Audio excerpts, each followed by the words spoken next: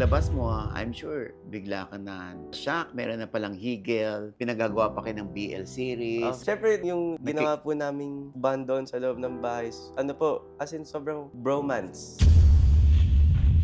I'll honestly say po na, siyempre, sa mga unang day, siyempre, nahihiya ka pa po ipakita talaga yung sarili mo. Isa pang nabuo doon sa loob ay ang Liz Gel. Apo.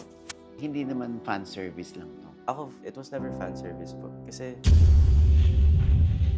Tama ba ako? Ang intindi ko na parang may gusto sa'yo si Eliza, ikaw parang nonchalant ka lang. apo. Kasi nung time po na yun, sabi ko nga po kay Eliza na hindi ko alam na ganun pala yung naramdaman niya nung ginawa ko yun. But you and Marco are okay. So ano nang status ng Liz Gel? Siguro ang sasabihin ko lang po is,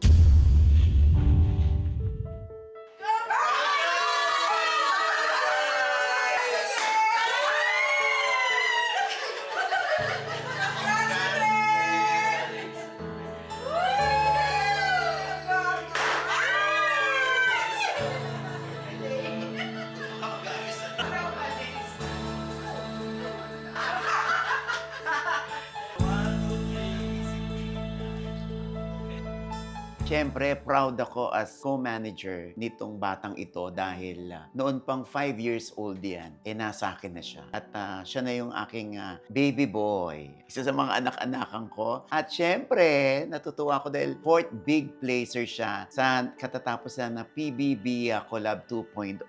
Walang iba kundi si Miguel Vergara. Ay, anak. Hello po. Ayan, Diyos ko. O, ano na? Ano pakiramdam? Hindi mo ba hinahanap yung bahay ni Kuya? Namimiss mo? ang hinahanap ko lang po is sa bahay ni Kuya ay si Kuya po. Namiss ko po yung boses ni Kuya kasi parang every time na nandun po ako sa confession room, parang may pinapagawa siya sa akin, sasayaw, o kaya kakanta. Hindi ko po alam, basta bunot ako ni Kuya dun sa loob ko ng bahay. Kaya, Bunot na bunot ka ni Opo. Kuya. Oo. Kaya si Kuya po, yung pinaka-namiss ko. Tapos siguro pinaka-namiss ko po kay Kuya yung mga lessons na binigay niya po sa akin. Pero syempre, yung mga namimiss sa'yo ng mga tao, yung mga dance moves mo. Opo. Oh.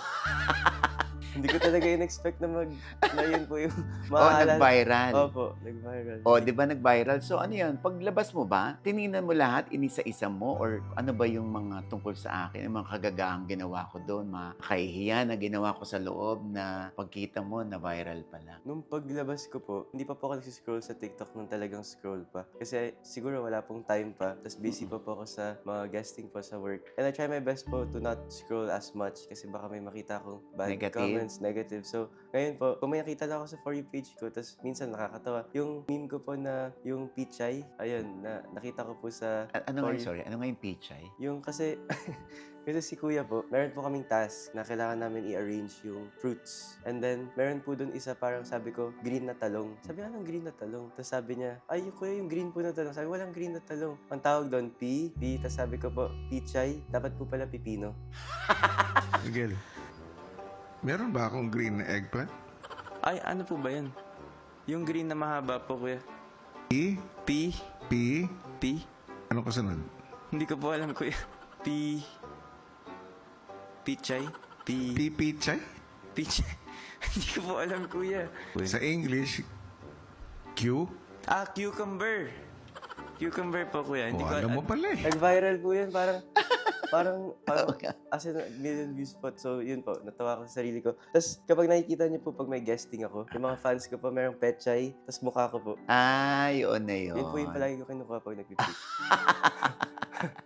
Kumbaga, kung saan kanila natandaan at mas nagmarka ka Opo. doon. O, so, paglabas mo ba ng bahay, normal na ito dahil nandun ka na sa kwarto mo, sa bahay nyo. Meron ko bang nagagawa o naaalala na, o nakakalimutan na, ay, sorry, wala na pala ako sa loob ng bahay ni Kuya. Nung unang gabi ko po, nung paggising ko, hinanap ko po yung lapel ko dun sa side table po or dun po sa taas kasi doon ko po nilalagay. Naalimpungatan pa po ako nun. So, di ko pa po alam kung ano ginawa ko. Tapos naalala ko wala na pala ako sa bahay ni Kuya. yun po yung ginawa ko. Oo, tapos yung lagi ka nakahawak sa likod mo. Kapag tumatakbo po ako, lagi pong nakahawak ako dun sa likod ko po kasi dun po sa bahay. Yung lapel bag po, pag tumatakbo, nag-up and down po so kailangan hawakan. So pag tumatakbo po ako dito sa labas, minsan nahawakan ko po yung likod ko. At yun pala, wala naman pala. Opo. Oo. May mga times ba na Pag nagigising ka, bukod sa paghahanap mo ng lapel mo, biglang pupunta ng kusina, ng ano na, ay, wala ka yung parang Opo, ang tagal mong na-realize, oo nga pala, wala na ako sa loob. Opo, as in, meron pong times na, alam mo yung, di ba gigising, di ba nakataklob po ako sa kumot ko sa bahay, tapos gigising ako. Usually po kasi nagigising ako before ng wake up call. So nung ganun po, parang hinihintay ko yung wake up call. Tapos di ako nagpo-phone. Di ba usually pag gising ko po, pag nasa labas ako dati, pag gising ko, phone agad ako. Pero yun, parang hindi ko alam, akala ko ata nasa loob po ulit ako ng bahay. Pag ganun ko, tapos pag gising ko, nakatalokbong lang po ako, tapos hinihintay ko yung, yung wake up call, yung wake up alarm po namin. So, yun po yung mga times na parang naisip ko, ay wala na pala ako sa bahay ni Kuya. Imagine 4 months po inside the house. Super hard po mag-adjust ulit dito sa totoong world. So, ang tagal ng recovery mo kung ganun. Yes po. Parang for the past days po na nandito ako sa bahay, di pa po ako nakakatulog ng more than 3 hours po. Hirap po. Parang namimiss ko yung, Bakit? di ko po namimiss ko yung, siguro atmosphere po dun sa boys bedroom. Kasi nung bago siya pumasok sa loob ng bahay ni Kuya, wala naman akong bilin sa kanya. In fairness, no? Opo. Hindi ako nagbilin na, dapat ganito, dapat ganyan. Wala akong Wala. binanggit. Basta sabi ko lang, be nice to To enjoy. everyone, di ba? At saka, you always remember na meron kang lapel. Opo. Yun po. Yun lang po talaga yung sinabi niyo po Ah, sa akin. di ba? Let's just enjoy. Oh, Yun enjoy lang ka po lang, yun. oo. Pero, ang pangarap mo noon ay isang buwan ka lang, finish na. Ah, yeah. Pwede ka nang umalis. Opo. Nagkaroon ka ba ng moment na gusto ko nang umuwi habang Ah. nasa loob ka? It's never come to a point po na talagang gusto ko nang mag-doorbell tapos sabihin kay kuya na ayoko na. Pero syempre po, may times, lalo na nung Christmas. When it was Christmas, super na-miss ko po yung family ko. Oo. At sinasabi ko pa kay mami na, ay, hindi ako iiyak sa PBB, ganyan. Oo. Kaya kong hindi umiyak sa PBB, ganyan. Pero pag nandun ka po, tapos parang na-realize ko na yung mga tinitake for granted ko dati, parang dun ko po na-realize kung kano po ka-importante yung mga things na hindi ko po pinapansin dati. Like, kunwari, yung time ko po sa mom ko dati, hindi ko naman po siya hinahanap po dati, pero dun po sa bahay, grabe po. As in, every time na pupunta ako sa confession room, palagi ko po sinasabi kay kuya na nai-miss ko po yung mom ko. Mama, I miss you. I miss you too, anak. Mama, Kamusta ka na dyan? okay ako, ma. Thanks. Ma, I love you. I love you too, anak. Kaya nung lumabas ka, nagbago ba si Miguel? Kasi dati, sabi mo nga, nung nasa labas ka pa, hindi ka pa nakakapasok eh. Parang ganun lang, andyan lang ang mami ko. So nung lumabas ka, anong nabago? Miguel din po, ang masasabi ko po sa kanya is, alam niyo naman po ito, di ba, na super shy, super inside the shell. Sobra. Super, as in, Napakamahiyaing bata. opo. Tapos nung time po na yun, ang akala ko po, yun lang po yung happiness ko na mag-isa, ganyan. Doon po ako masaya. Pero na-realize ko po sa loob ng bahay, doon sa 4 months na may mga tao akong kasama, may mga nakakalubilo akong bagong kaibigan, na-realize ko na I can also enjoy with other people. Tapos nung time po na yun, sabi ko, where has this been all my life? Yung ganong klaseng bond po. Kasi usually, yung mga friends ko po usually much older than me. So wala po yung ganong klaseng energy, wala po yung ganong klaseng bond, wala yung ganong klaseng kulitan. Doon ko lang po talaga na-experience yun sa PBB. And nung time po na yun nga po si Kuya, alam naman po ni Kuya na mahihain ako. Tapos sinabi niya po sa akin no first day na sana mahanap mo yung sarili mo dito sa loob ng bahay. And ang masasabi ko lang po, while people were knowing me or nakikilala ako ng mga tao, nakikilala ko din po yung sarili ko doon sa bahay po. So, kung sino po yung nakilala nilang Miguel, nakilala ko lang din po yun doon sa loob ng bahay. Ah, talaga? Yes, yung makulit po, yung medyo maingay, yung sumasayaw. Kasi dito po, di ba, kahit sa parents ko po, kahit sa banyo, kahit nagsishower ako, hindi ako kumakanta, hindi ako sumasayaw kasi hindi po ako ganun eh. Pero doon, na-realize ko na kapag hindi ako nahiya, hindi nilabas ko lang kung ano yung talagang nararamdaman ko, mas masarap po sa pakiramdam. Tapos nung time po na yun, di ba may word po ako sa na binigay na paglipad. Yung paglipad ko po na word na yun, isa yun sa mga pinaka-biggest lessons ko po sa loob ng bahay. Kasi yun nga po, sinabi niyo po sa akin, kahit kayo po na magiging independent ako dun sa bahay, na wala po yung parents ko. Kasi alam niyo naman po, everyday palagi ko kasama si mami. Sobra. As in, mama's boy po ako dati, so palagi ko kasama si mami. So, nung time po na yun, ang goal ko po is lumipad mag-isa. Kasi I've been flying with my parents my whole life. They've been supporting my wings my whole life. So, dun po, wala akong suporta. Kasi wala po ako kilala, wala akong friends. So, nung time po na yun, ang goal ko is learn how to fly by myself. Tapos, nung time po na yun po yung word na paglipad sa akin, na yun po yung nag-gain ko. Sinabi ko po yun sa New Year na yung paglipad is one of the things na gusto kong matutunan mag-isa. Pero, na-realize ko po, nung, di ba, nung Ultimate 8 po, natawag po yung pangalan ko. And then I got the jacket. And then I saw my word again. When I saw my word again, I realized na yung word po na paglipad para sa akin is not that. Sabi ko, kung wala yung mga taong sumuporta sa akin, kung wala yung mga taong nagmahal sa akin, kung wala yung mga taong bumoto sa akin, hindi po ako aabot dun sa Ultimate 8. So sabi ko, para parang mas gusto ko lumipad kasama ng ibang tao. Yun po yung naging conclusion ng word ko na paglipad. It changed throughout the journey po, pero I'm happy na yun yung naging conclusion kasi masaya po ako na na-realize ko na yes, I learned how to fly by myself, pero mas masarap po palang lumipad ng may kasama at mas masarap po lumipad ng kasama po yung mga taong mahal ka at mahal mo din. Alam mo, kikilabutan ako sa'yo kasi itong batang to, hindi naman talaga madaldal to. Tsaka lagi kong kausap yung nanay. Oo, pag andyan lang siya sa tabi, pag hindi mo tinanong, hindi rin naman sasagot, hindi rin naman kikibo. Pag hindi mo kinakausap. So, ang laki ng pagbabago mo, Miguel. Yes po. Oo. I'm happy. I'm proud po sa Miguel na ngayon. Oo. Kasi ngayon, I'm just happy. Tapos kung ano yung nasa isip ko, masasabi ko na. So, itong relationship mo with your mom, si mami kasi ang nagda-drive for you. Yes no? po. So, hindi ba siya nanibago na sandali? Parang humihiwalay na unti-unti sa kanyang anak ko. Gusto niya na maging independent. Gusto niya na matutong mag-drive, mag-solo, or whatever. Meron bang ganun napapansin na si mami?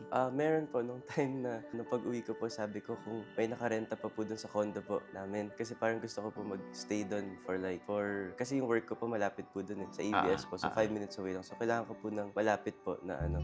So sabi ko kung pwede. Sabi niya pag-isipan niya daw po. Hindi ba siya Hindi pumapayag? pa po.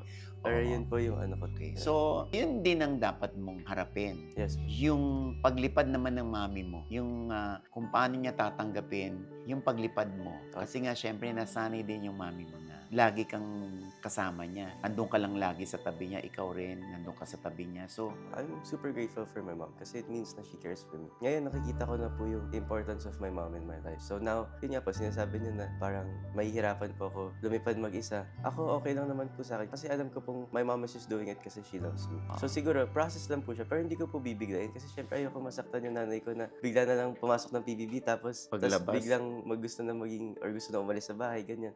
So, sabi ko po, slowly, kung kailan papayag si mami ng buong puso niyang papayag siya na mas maging mas independent po ako. Pero ngayon, pag sinabi ko na kunwari, may lakad kami nila Inigo, ganyan, nila Rave, pumapayag naman po siya. So- wala na pong bakit ganyan. Kaya sige, oo na lang siya. ang laki ng pinagbago mo. Oo. So, ano yung bibit-bitin mo sa labas mula sa mga natutunan mo sa loob? Yun nga po, yung paglipad ko ng word hanggang sa labas po. But more than that po, siguro yung importance, kasi yun nga po yung absence of the people that are important to me. Yun po siguro yung dadalhin ko sa labas is, I won't take anything for granted anymore. Kunwari, eto po yung pag-uusap po natin na to, parang hindi ko po ito nagagawa sa bahay ni Kuya. So now, I can do it with you po. And then, kasi na-miss ko din naman po kayo, na-miss ko po lahat ng friends ko. So ngayon, time is important for me now. Yun po yung na-realize ko na, yun po, sa 4 months na nawala ako, sobrang daming time na hindi ko po nakasama yung family ko, yung friends ko. So ngayon, yung time po important sa akin. And also, yung sinabi po ni Kuya na mas importante yung magpakatao kesa sa magpakatotoo po. Pero kasi there's sometimes po, parang pag nagpakatotoo ka po pala, you say stuff na that will hurt other people. Pero pag nagpakatao ka, you can still say those stuff but in a more good way, in a more peaceful way. Sinabi niya po sa kaya yung bracelet po namin ng Ultimate 8, ang nakasulat doon, pagpapakatao. Kasi yung quote po ni Kuya the whole season was, kailangan niya magpakatotoo. Ito ang teleserye ng totoong buhay. Diba? Pero yung naging final words niya po sa amin is dapat magpakatao kami. Kaya yung bracelet po namin nakasulat doon, magpakatao, tas Miguel. Pero nakakatuwa rin, ano? Kasi paglabas mo, I'm sure, bigla ka na shock, meron na palang higel, Yes. bukod sa lisgel, di ba? So, bakit ganun kalalim yung friendship na nabuo ninyo ni Higel sa isa't isa? Yung Higel po kasi, kami po yung first duo of the season. Kami po yung nanalo po ng immunity task. Tapos, nung time po na yon syempre, close na po kami nun, pero hindi pa kami super close. Pero, nung nag-Higel po kami, doon talaga nag-strengthen yung bond po namin. Kasi, na-realize namin na sobrang dami naming similarities sa isa't isa po. Tapos, isa pa po, si Hit kasi, isa po siya sa mga genuine, super duper, genuine na tao po sa loob ng bahay ni Kuya. As in, kapag na-meet niyo po siya, super bait po siya na bata po. And then, nung time po kasi na yon wala na po yung sila Inigo po. So, nung time po na yun, kami po ni Hit yung talagang everyday magkasama. Kunwari, kakain po kami, sabay kami, upo kami sa couch, kung saan man kami upo, magkasabay kami. Tapos, ang dami po namin pinag-uusapan, wala kaming parang dead air. Tapos, nung time po na yun, gumawa na kami ng mga handshake na nag-viral po, ng mga handshake po. Tapos, di po namin in-expect na ganun po kalaki yung Higel sa labas. Di talaga namin in-expect kasi akala namin na kaming dalawa lang po yun lang. Tapos, nakita lang namin recently, nung nagsama po kami sa tambayan po, basta nagsama po kami sa isang interview. Tapos, nag-scroll kami sa TikTok, tapos search namin lahat ng Higel. Tapos doon po namin na-realize, ang dami po palang sumusuporta sa Higel. So masaya po kami, syempre. Tapos meron pa po kaming quote na sa Higel na Higel can't fly without 2 wings. So that means na our friendship will, or Higel will go on forever. For me, for us. Pero, di ba, nakakatawa yung higil, ano? Wala naman nagduda sa inyo kung sino sa inyo yung gano'n, di ba? Opo. Minsan pag parang pinagagawa pa kayo ng BL series, Opo. kasi nga, click na click yung higil. So, Bakit? anong comment mo doon? Ano Ako gusto po. nila mapunta sa BL series? Yung Ay, higil. Kami po ni Heath, best friends po kami. As in, super duper best friends po kami. Pag nakikita po namin yung edit na yun, syempre, nung yung ginawa po naming bond doon sa loob ng bahay, ano po, as in, sobrang bromance. Pero, hindi po ganun. Super best friends lang po talaga kami. So, pag nakikita po namin yung mga edit, syempre, tatawa lang kami, ganyan. Hindi Hindi- nagki-cringe kayo. Opo, nagki-cringe kami talaga. Super, ayoko na sabihin, pero super nagki-cringe po kami na pinapanood po namin kahapon. Tapos, skip namin pag may nakikita. Oo. Pero nakita naman po namin yung ano. So, okay naman po kasi yung support naman po ng mga fans po ng Higel. Okay din naman. Ano yun, effort nila yun, ha? Opo. Ini-edit nila. Opo. Nakita po namin yun. Nagtititigan kami ni Hit na. Hindi namin, tapos bigyan may edit na po. In fairness, wala naman nagduda sa inyo. Opo. So, isa pang nabuo doon sa loob ay ang Liz Gel. Opo. Buo pa rin ba yan paglabas? Ang masasabi ko lang po, kami po ni Eliza now, kung ano po yung nabuo namin sa labas. Sinabi naman po ata namin sa bahay ni Kuya na, syempre, mas nalalim po yung connection po namin lahat, of course, with the other housemates as well, sa labas po ng bahay. So, ang masasabi ko lang po is, of course, lumalim po yung connection namin dito sa labas. So, kumusta na ang Liz Gel ngayon? Ang Liz Gel po ngayon is, kung ano naman po yung nakita nyo sa bahay, totoo naman po yun. So, siguro ngayon po, we're just continuing to know each other more po. And lahat naman po ng sinabi namin sa bahay, we're all true. So, I think that's enough said po. So, hindi naman fan service lang to. As in, even nung unang beses po na siguro na nag-uusap po kami dun sa bahay. Ako, it was never fan service po. Kasi yun po yung talagang naramdaman ko po ng time na yun. Especially nung mga unang beses na I was super torpe. Super torpe po. I think that was public naman. I was super torpe. But hindi yun fake. Nagtatanong pa po kila Inigo kung anong gagawin ko, ganyan. Basta now, I know what I want. And kasi pag tinago ko po kasi yung emotion ko po or whatever it is na I'm hiding, it will be so hard po. So now, yun po yung natutunan ko sa bahay is I won't be scared anymore. So, dahil hindi ka na scared, anong gusto mo sabihin sa kanila about Liz Gel? Oh, About you and Eliza? ang masasabi ko po siguro sa Liz Gel po and Elico, at the end of the day, ang gusto lang naman po nila is i-push po yung gusto po nila i-push or ipaglaban po yung love team po na Liz Gel or yung Elico po. Pero siguro, ngayon po kasi may nakikita kong mga comments po na minsan beyond the line na po. So siguro, ngayon po, ang gusto ko lang po siguro ipakiusap po is, siguro ayaw ko lang po umabot po sa point na may masasaktan po na iba pong tao or magiging personal po yung mga sinasabi po ng ibang tao po. Kasi at the end of the day po, ang gusto lang naman po natin lahat is maging masaya. And ngayon po, siguro, let's just spread positivity po, guys. Kasi ang dami na po nangyayari sa mundo. So let's just be happy. But you and Marco are okay. Yes po, me, Marco, Eliza, we're all okay po. And me and Marco are friends. Dahil nagkasama naman kayo ng mga bata kayo. Yes po, tsaka Marco, he's a good person po. I can say that. He's nice po and I think, noon nga po, nagsasama po kami ng bata kami. So, medyo may pinagsamahan po kami. And sa pinagsamahan po namin na yun,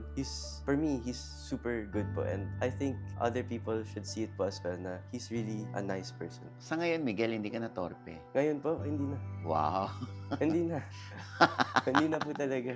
Minsan Kasi na-misinterpret yung pagiging torpe mo. Opo. Tama ba ako? Ang intindi ko na parang may gusto sa'yo si Eliza, ikaw parang nonchalant ka lang. Opo. Kasi nung time po na yun, ano po ako nun, hindi pa po siguro ako ready po nung time na yun. It was going too fast po it was so fast po yung mga panahon po na yun. Siguro hindi pa po ako ready nun. And di po yung excuse. Kasi ngayon, I know what I did was wrong. Yung ghosting po. Kasi sabi ko nga po kay Eliza na hindi ko alam na ganun pala yung naramdaman niya nung ginawa ko yun. Kasi yun nga po, I don't have any experience like that ever po sa past. Yung talking stage or what. Or kung ano man po yung meron po kami nun. I never really experienced that po. So nung time po na yun, nung ginawa ko yun, I thought it was normal. Pero yun po pala, I did something wrong po pala. Tapos ngayon, alam ko na, sinabi ko naman po yung sa tapatan na alam, hindi ko na po gagawin kasi alam kong mali. Bukod sa paglipad, pagbawi rin. Opo, pagbawi, tsaka paninindigan po. So ano nang status ng Lisgel? Siguro ang sasabihin ko lang po is we're getting to know each other po and we're really close. Handa na bang umibig si Miguel? Ako, handa po ako umibig, hindi ko lang alam po sa nanay ko.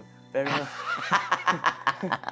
pero ngayon po siguro I'm just taking things slow po kasi of course, I'll focus on my career kasi ang dami ko pa pong opportunities na nabigay po sa akin yun. So, siguro ngayon, syempre, ready po ako sa pag-ibig, but syempre, I'll try to focus on my career as well. Ikaw daw yung sa loob ng bahay ni Kuya, full of wisdom. Oh, Dahil kahit kami ng mami mo, nagulat. My God, mami, ito pala yung batang, yung walang kibo, oh. Kibo ng kibo dun sa loob ng bahay ni Kuya. Talagang parang ikaw yung moral compass. kasi nung time po na yan, ayoko po kasi nahihirapan po sila eh. Nahihirapan po yung mga housemates po nun. As in, nahihirapan po sila. Kung ano man po problema nila nung time na yun, nahihirapan po sila. And nung time po na yun, ayoko pong, syempre, they're my close friends. I don't want them to have a hard time inside the house. So, siguro yun po yung way ko para to make their stay here easier po. Yan. Kasi minsan, may times na, syempre, ako din po, di ba, na-experience ko din na gusto ko nang mag-give up, ganyan. They also experience that as well. So, kasi na-experience ko, alam ko po yung feeling. Sinabi ko lang po kung ano yung salobing ko doon, kung ano yung tingin ko. Sabi ko, just go back to your roots. Sabi ko na, para saan po yung pinaglalaban namin dito sa bahay. Tapos every time I say that, they always okay na. Kasi lahat naman po sila may pinaglalaban po. Lahat sila may pinaglalaban dito sa bahay, may gusto pong patunayan or meron po silang yan for their moms or for themselves. Nung time po na yun lang po yung sinasabi ko sa kanila para syempre happy sa bahay. Kasi minsan you'll feel the energy po sa bahay eh. Kasi syempre isipin niyo po 20 housemates kami tapos lahat kami enclosed sa isang bahay. So pag may nag-iba, kunwari may issue or may heavy yung bahay, alam niyo po na meron kailangan ayusin. Pag namimiss mo yung bahay ni Kuya, pupunta ka lang doon, wala lang gusto mo lang makita, kaya naaya mo ba mami mo? Punta tayo kahit sa harap lang, gusto ko Ay, lang. pumasok po ako sa bahay. May picture po ako nun, pumasok po ulit ako kasi na-miss ko po. Kahit ikaw mag-isa? Opo, pumasok ako sa bahay. Pinapapasok po ako ng guard. Akala ko nga po, hindi ako papapasukin. Oo. Nakilala po ako, so pinapasok po. So anong ginawa mo nung nasa loob ka? Umupo lang po ako dun sa favorite na couch ko po. Tapos, yun lang, nakaupo lang po ako. Yun, wala po ulit ako cellphone. Parang bumalik po ulit ako sa bahay. It was nice. Tapos nag-iisip lang ako. Kasi yun, alam ko na po lahat na nangyayari. So, nung time na yun, syempre, binaba ko muna yung cellphone ko, pumasok ako sa loob ng bahay. Tapos umupo po ako dun sa favorite na couch. Tapos nag-isip lang ako. Anong mga naisip mo o inisip mo? Inisip ko po yung, syempre, dun ko po pinrases lahat. Siguro, umupo po ako dun mga 10 minutes. Tapos, pinrases ko lang po lahat na, ay, wala na pala ako dito sa loob ng bahay. Sabi ko, kailangan ko na mag-move forward. Kailangan, syempre, I treasure my memories inside the house. But I can't going back dun sa bahay. Tapos, syempre, pag nahihirapan po ako, dun po ako pupunta. Pero, I can't keep doing that po kasi it's in the past na. Of course, I cherish every memory na naganap po dun sa bahay. Pero nung time po kasi na yun, parang overwhelmed ako. So, I just went back sa house. Tapos, nung pumasok po ako sa bahay, sabi ko, hindi ko na to pwede gawin. Kailangan ko na harapin ko ano yung mga na-overwhelm ako. So, nung time po na yun, yun yung naging conclusion ko dun. Kaya, nung paglabas ko po ng bahay, mas gumaan po yung pakiramdam ko. So sa ngayon, Miguel, ngayong nasa labas ka na ng bahay ni Kuya, anong mga aaralin mo na feeling mo palpak ka sa loob? Aaralin ko po. Siguro sumayaw po. Sumayaw, kumanta. Siguro yun po. Kasi dati po ayoko talaga. Pag sinasabi po sa akin mag-workshop ako ganyan. Ayoko po talaga yung mga dance workshop, yung sing workshop. Pero ngayon, kailangan ko na po. Di ka makakaraket Opo. pag hindi ka marunong Oo. mang-aliw. Oo. Among all the 19 housemates or the 12 ex-housemates, meron ka bang unang hinanap paglabas mo? Yeah. Of course po, si Eliza. Okay. So, good luck ha, Miguel, sa iyong career. Yes. At andito lang naman ako, alam mo yan, sobrang akong napabilib mo dahil isa kang matalinong bata, isa kang mabait, kaya halos lahat ng housemates, ikaw ang binoto, puro 12-0, naniniwala sila sa'yo. Dahil meron ngang nagsabi na kung wala lang botohan at among all the housemates lang ang botohan, ikaw daw ang big winner. Ano masasabi mo? Siyempre, ang masasabi ko po dun is, of course, I'm happy na yung trust po ng ibang housemates, nabigay po nila sa akin. Kasi of course, ako para sa akin po personally, trust is super important. As in, super duper important po yung trust sa akin. Mahirap po magbigay. So ngayon na I'm receiving all the trust from all the ex-housemates, super grateful po ako sa kanila, super thankful po ako na, syempre, they put their trust in. And of course, doon naman po sa big winner, ako, for me, I'm happy po, but ako for me talaga, Lela deserves to be big winner po. All our spots, 4th placer, 3rd placer, 2nd placer, lahat po ng nag-place po from 4th to big winner. Kung ano po yung spot nila na yun, they deserve it po. So, for me, Lela is my big win.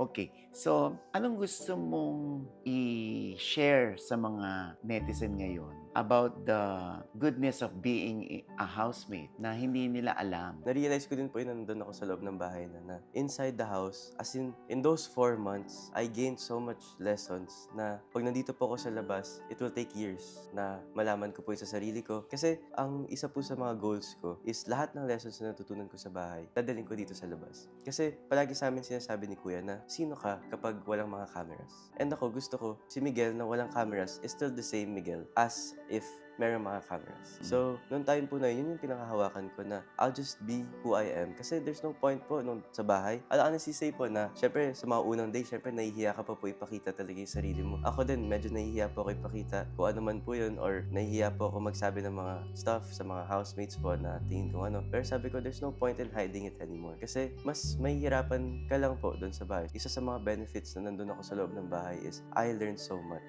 Every day is a lesson sa Pinoy Big Brother. Super. At yung message mo doon sa mga tao na sobrang bumilib sa'yo, sobrang humanga sa'yo, lalo na't malalim ka palang tao.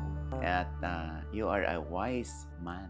Siguro po yung mga taong bumilib po sa akin noong time na yun or they supported me that time. Siyempre, I'm happy po kasi my journey, I wouldn't have gone sa Ultimate 8 kung wala po sila. I wouldn't have flown this high kung wala po sila. Hindi ko po magagawa yung word ko na paglipad kung wala po sila. Wala po kung mararating doon sa bahay ni Kuya kung wala po sila. So, I'm super duper grateful for them po. Kasi kung sino po ako ngayon, it's because of them.